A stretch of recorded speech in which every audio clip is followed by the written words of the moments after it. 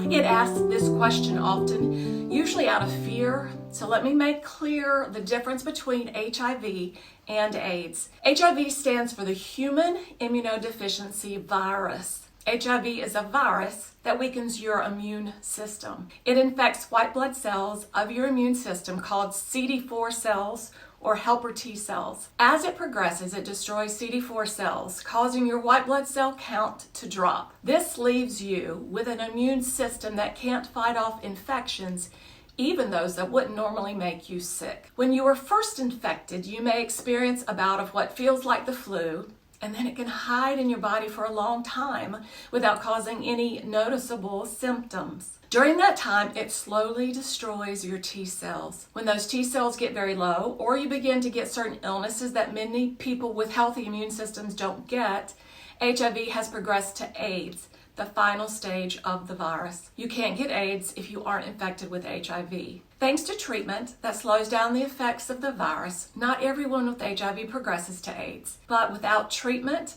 almost all people living with HIV will advance to AIDS. AIDS can cause rapid weight loss, extreme tiredness, mouth or genital ulcers, fevers, night sweats, and skin discolorations. Other illnesses and cancers often happen in people living with AIDS and can cause additional symptoms. I have a video where I talk about the symptoms I experienced as a woman before I was diagnosed. This is where I found myself in June of 2021.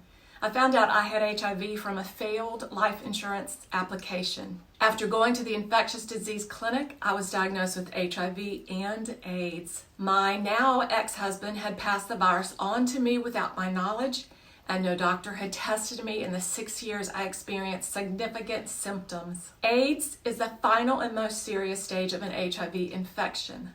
Those of us with AIDS have very low counts of CD4 cells and severely damaged immune systems. We may have additional illnesses that indicate that we have progressed to AIDS. Without treatment, HIV infections progress to AIDS in about 10 years. So, how am I doing? Once it's determined you have AIDS, the lifespan is only about 3 years from that time if you're not on medication called antiretroviral therapy, ART. That information shattered my world at the time.